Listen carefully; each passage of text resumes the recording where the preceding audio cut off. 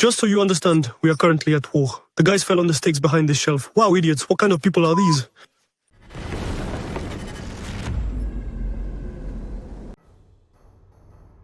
Ukrainian forces have released footage of a precise GBU-62 strike on a Russian battalion headquarters in occupied Zaporizhzhia.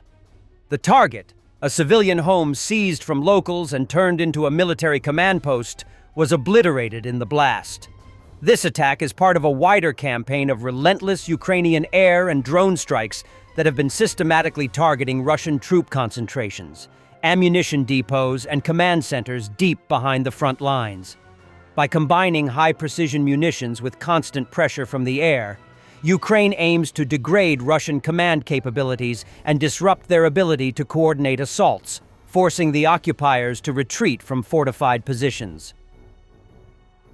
The Russia-Georgia War in 2008 revealed many problems with the Russian army, which had not been addressed by the time that Russia invaded Ukraine in 2022. A series of commentaries on the Vault No. 8 Telegram channel highlights some of the lessons not learned. The same problem arose in control both in 2008 and in 2022. Infantry and armored vehicles cannot communicate with each other because they have different radio stations, and armored vehicles do not have built-in telephones for communicating with the crew from outside.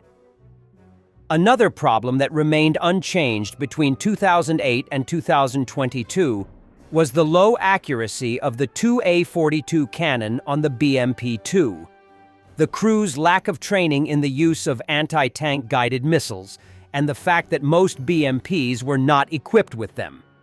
Alternatives in the form of using an ATGM installation in a platoon on foot, which supposedly should be available, were also usually not available. Equipment problem. In 2008, you would rarely see night vision and even more so, thermal imaging sights among the infantry. The same is true today. I once asked about thermal imaging devices among machine gunners, in connection with my note on the re-equipment of motorized infantry from 2020 or 2021 in one of the motorized infantry battalions. I asked, "How many thermal imaging sites do you have in your company?" They replied, "We have 8 for the entire battalion." You will not be mistaken in thinking that platoon and squad commanders had problems with observation and navigation devices in 2008 and 2022. It's good if you have officers' binoculars and a compass. Organizational and staffing problem. At one point, the assistant machine gunner was removed from our motorized rifle unit. This resulted in the machine gunner being overloaded with ammunition. This problem remained unchanged until 2022 and even worsened. As in the 2010s, we switched to PKM/PKP machine guns in motorized rifle platoons. The weight of the machine gun and ammunition increased. By and large, the only positive changes were the introduction of new field uniforms and the evolution of personal protective equipment.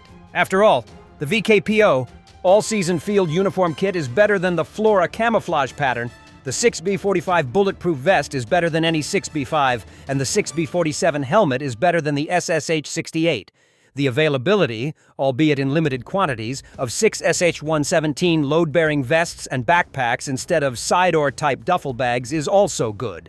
As for the training and tactics of the infantry in combat, in the cases of 2008 and 2022, participants from the infantry noted the low level of their initial training compared to what they had to do. With the exception of regimental reconnaissance, the issue of physical and tactical training deserves separate consideration. In both 2008 and 2022, most motorized infantry units of the Russian armed forces did not practice marching on foot over significant distances, 10 kilometers or more. The infantry did not learn to fight on foot, but in both conflicts, they began to operate on foot from the very first days. This was partly due to losses in combat equipment. The same peacekeepers in the town on the southern outskirts of Tiskin Valley lost all their armored vehicles and broke out of the encirclement on foot. The fighting and mop-up operations in Tiskin Valley were mainly conducted on foot. The fighting in the suburbs of Kyiv, Irpin, and Bucha was mainly conducted on foot. The fighting in the Serebryansky forest was also conducted on foot. I repeat, only the Regimental Reconnaissance Unit had some practice in this area during combat training in peacetime. Speaking of regimental intelligence, you can read an interview with a sergeant from the reconnaissance company of a motorized rifle regiment who participated in the fighting in South Ossetia on our public page. He notes that, as a rule, special equipment, rangefinders, geolocation devices, onboard short-range reconnaissance radars did not work on BRM-1K combat reconnaissance vehicles, and all this equipment was already hopelessly outdated in 2008. The BRMs entered the special military operation in the same condition. Therefore, a significant portion of them have already been utilized in meat attacks, used not for their intended purpose, but as taxis for assault groups.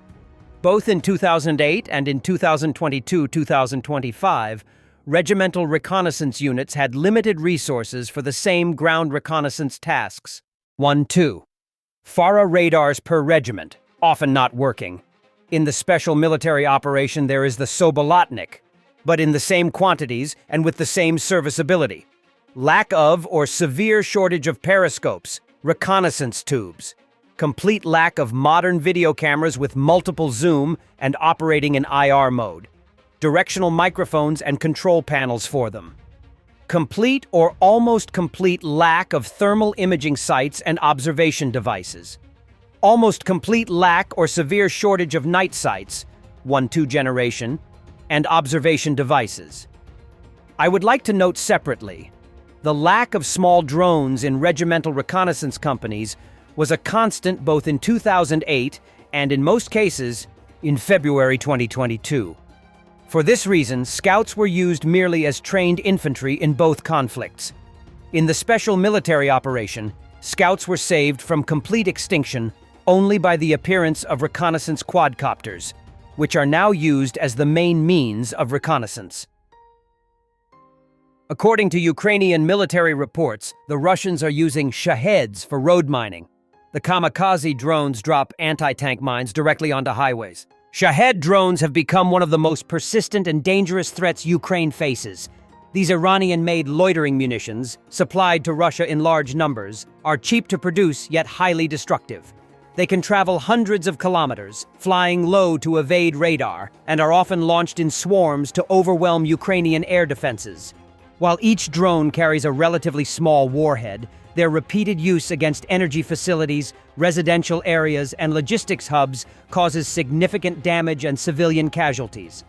The psychological impact is also severe. Constant nighttime alerts and explosions wear down morale and strain resources. Ukraine must expend costly air defense missiles or risk devastating hits, making the Shahed a tool of both physical destruction and economic exhaustion. Russian soldiers filmed local residents in the gray zone of Donbass casually swimming in the middle of a lake and fishing, while just beyond the nearby tree line, a combat engagement was underway and active fighting was taking place.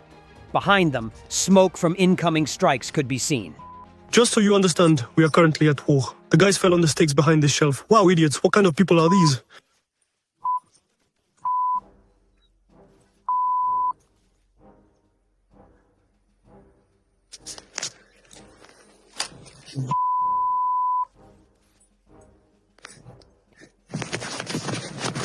NATO. Ambassador Matthew Whitaker on Ukraine's territorial concessions. No big chunks or sections are going to be just given that haven't been fought for or earned on the battlefield. Certainly, I think, I took Zelensky's comments at face value, which is that no big chunks or, sections are going to be just given that haven't been fought for or earned on the battlefield. But I come back to where I started, which is, we need this war to end. We could save thousands of lives with a deal. And I think that by both sides communicating, by President Trump meeting in Alaska on Friday with either one or both of the combatants, I think this is exciting. And I think President Trump's really the only one that could make this happen. He's the sole reason that I think this meeting is happening on Friday. He's a peacemaker. He's averaging about a peace deal a month right now. We saw just this week where Armenia and Azerbaijan came together to settle their decades-long conflict. It's been a series peace deals. And so, I think President Trump is best situated to see if a deal can be had and if both sides can agree to ending the slaughter. Thanks for watching, and don't forget to subscribe. Also, if you want to support Warthog Defense, please become our member and get early access to new videos, exclusive members-only videos, and become administrator in comment section. The membership link is in the description. Rescues every day. We had a guy last week at 6 rescues in 6 days. He's doing the job every day.